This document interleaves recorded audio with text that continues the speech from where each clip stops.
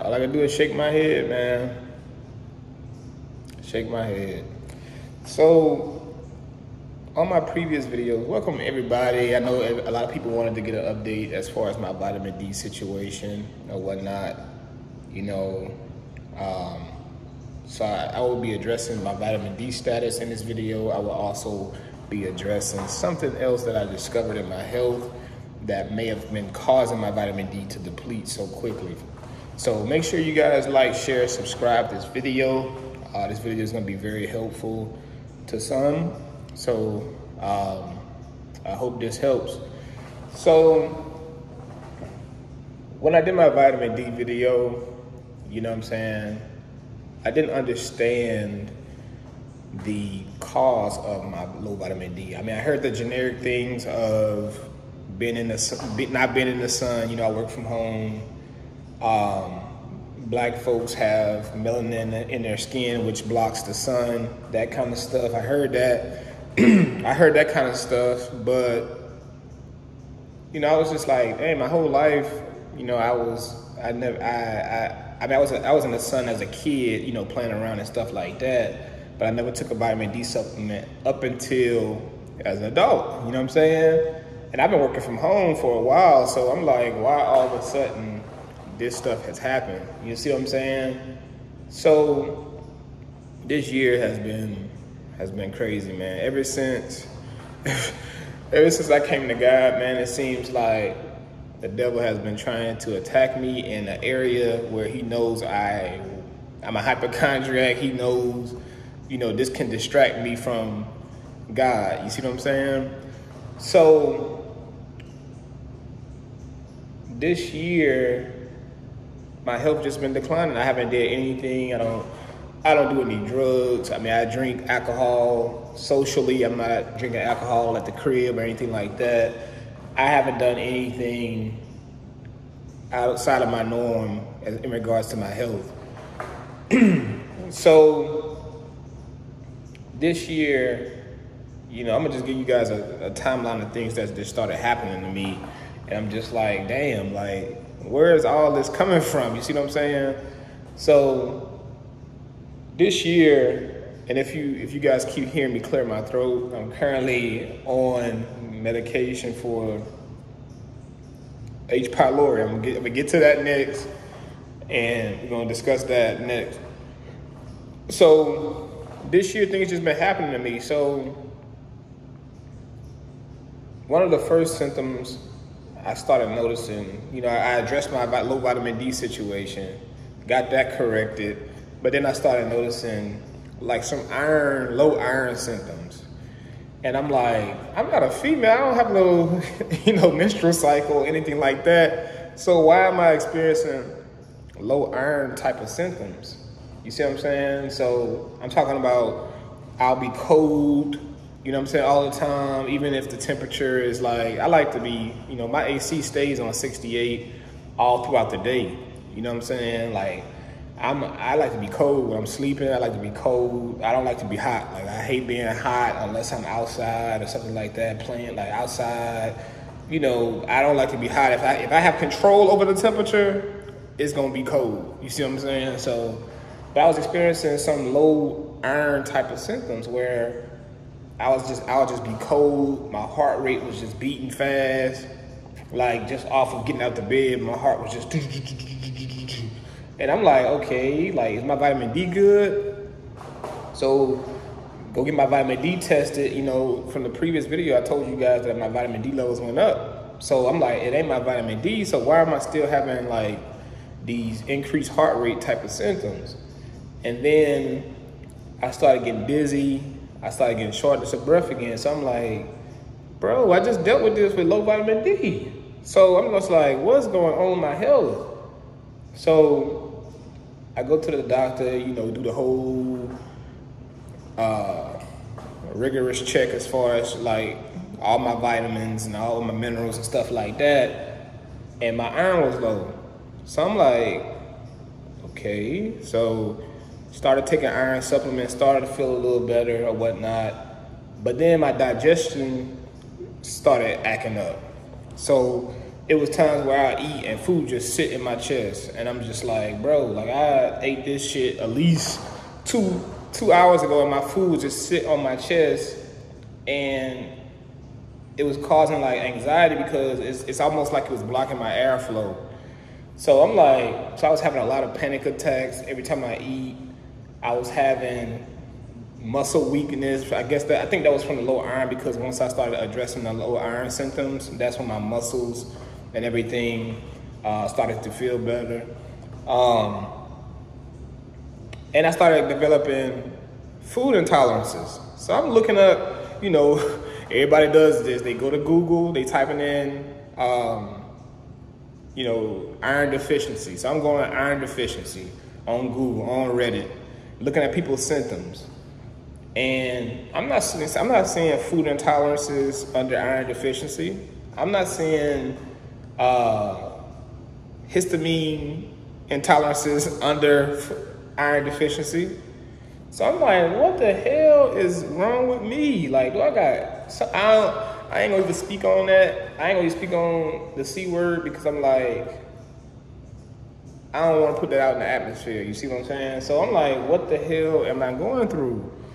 So I'm just searching YouTube and just I'm talking about, I'm a type of person, I'm a hypochondriac. Like, if you looking at this video, you probably got a little bit of hypochondriac in you as well. But I'm on YouTube, I'm on Google, I'm trying to find what's going on with me. So I come upon H. pylori. So I'm like looking at people's experiences with H. pylori, and I'm like, damn, that's me. Like, I'm having the same symptoms, the panic attacks, the food intolerances, the gas, the bloating, you name it, the hair loss. I'm like, my hair was falling out like crazy. I got a hat on now. My hair is not like, you know, I still got full head of hair, but I know my body, like my hair was falling out and shit. Like, I'm like, bro, what the fuck is going on with me, man? Like, so I immediately hit up my doctor, and he did a H. pylori blood test. So here's another thing I told you guys in the last video, where I say doctors just be freestyling, right? So go for the H. pylori blood test, and my blood test came back, the range was 0 to 11. 9 to 10 would have been equivocal, meaning that they need more testing that needs to be done to determine if you have it or not. So, good thing for online portals where you can see your results, because if I didn't look at my results, I would have still been like feeling bad and not pursuing my health even more. You see what I'm saying? I just took the doctor's word like, oh, everything is negative, and kept it pushing. You see what I'm saying? And then probably would have had fucking the worst shit down the line. You see what I'm saying?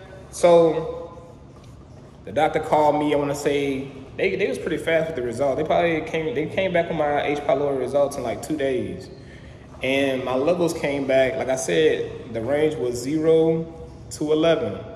My results came back at a 9, which falls in that equivocal range. The doctor told me that, oh, your blood work came back good, and, you know, come back and see us in 6 months. So I'm like, oh, my blood work came back good. How is that possible when I feel like shit? You know what I mean? So I immediately go to the portal. I'm looking at my blood work.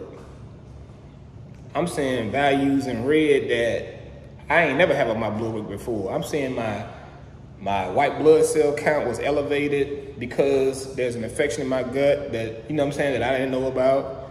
I'm seeing my iron was, you know, my iron was off because, you know, the bacteria, the H. pylori is a bacteria that basically causes nausea, bloating, gas, and it also eats away your nutrients. I also lost 10 pounds. I lost 10 pounds and could not gain weight. No matter how much I was eating, no matter how much I tried to gain weight, I could not gain weight. I would gain weight in that day, but then when I wake up, it'll be, right back down to 180. And I could not get above 180, right? So I'm seeing shit in red, and then I look at my H. pylori blood test, and I'm saying, this shit says equivocal. So I'm like, why would they tell me it's negative? So then I'm like, I go to Reddit. Like I said, I'm a hypochondriac. I'm researching everything. I go to Reddit, and I'm seeing a lot of people saying, like, it took them to go through a blood test, a stool sample, and a breath test, and an endoscopy. They got negatives on all three of those things, but the endoscopy is what found the H. pylori. So I'm like, if my value for blood was this high, I'm sure this motherfucking bacteria, I'm sorry for the cursing, I'm sure this bacteria is in my stomach because my level was so high. It was in the equivocal range, right? So I'm like, the system is detecting something that has my level that high, right? So I go and do the stool sample with my gastro, right? Stool sample came back negative. So I'm like, damn, what do I got going on, man? And then I'm like, okay, and I hear about SIBO. So I'm like, maybe it's SIBO because TMI, guys, but I had constipation. Like, I could not go to the bathroom for days. Like, and SIBO is very common with constipation. So I'm like, okay, maybe it's SIBO. You see what I'm saying? So I'm like, I'm just having issues with constipation to the point where, if I don't take a digestive enzyme, I'm not going to the bathroom. That's how bad it was. So I'm like, okay, SIBO, let's see. So I never went back to go get tested for SIBO because I was transitioning from Louisiana back to Atlanta. So I'm back in Atlanta. I moved back to Atlanta, right? So I kind of got mixed up in the move and all of that. And I kind of like started feeling a little better once I started supplementing with iron. My stomach started to feel a little bit better, but I still felt off. Like I still felt, I'm gonna get into my symptoms as far as like everything I was experiencing with H. pylori. I'm gonna get into that in a little bit. So I'm on Reddit, and I'm seeing that I needed to do a breath test. Apparently the breath test and the endoscopy was kind of like the two most accurate tests that people were saying on Reddit. So I'm like, I need to do that breath test. So I go in for the breath test, and they have they put some type of solution in this little cup, and you drink it, and the bacteria releases some type of chemical called urea. So when you drink that drink, and when you blow into this it was like a little bag. It was like a little, like a balloon, and you blow into it, and they basically put the top on it and send it off to the labs and get it tested. So when you swallow that stuff, you have to wait, I want to say like 10 to 15 minutes. They had me wait like 15 minutes, and then you blow into the bag, and then it gives you, and then they send it off, and then they come back with your results, right? So that took about a week and a half for me to get my results, and it came back positive. So I'm just like, instead of my primary doctor saying, and it's not the same doctor, I don't want you to think from my previous video that it's the same doctor, and you're saying like, why are you going to this guy? This is a different doctor. This is a different company, a different doctor that basically just sent me on my way, saying everything was normal, and got me up out of there, right? It took for me, that's why I want you guys, that's why I stress to you guys, man, be the engineer of your health, because nobody's gonna be worried as much, nobody's gonna be proactive enough, nobody's gonna do the research like you. These people go to school for all these years, but when they get into a office building, they're dealing with so many people on a regular basis. They just seen the same things over and over and over. You may do it on your job where you may have seen the same issue over and over, and you think everybody has that issue. You think everybody is the same, or you get lackadaisical in your approach as far as probing and fact finding and things like that, that you may just send people on their way, and it's not, you know what I'm saying, nobody's gonna be very detailed about their health like you. So that's how I am with my health. That's how I'm always a person that can self-diagnose and say, I got this shit. Because I do so much research before my doctor's appointments to where I damn near know what's going on with me before the doctor tell me what's going on with me. Every time I go to the doctor, they basically just be lost for words because they like, damn, like, you know what I'm saying? Like, he's very well informed in regards to his health.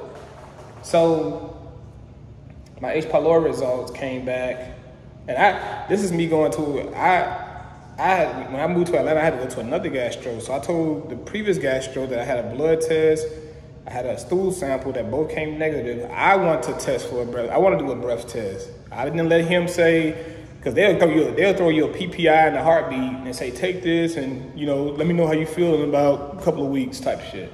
I wasn't going for that. I don't take PPIs. I'm not taking a PPI. So a PPI, for anybody who doesn't know what a PPI is, it's a proton pump inhibitor that basically reduces the acid in your stomach so that you don't have like chronic acid reflux. And if you have an ulcer, it'll kind of like, you know, it'll basically Band-Aid fix the issue and you'll feel better initially, but over time you'll have vitamin deficiencies and all the things of that nature. So I went to my doctor, requested a breath test, right?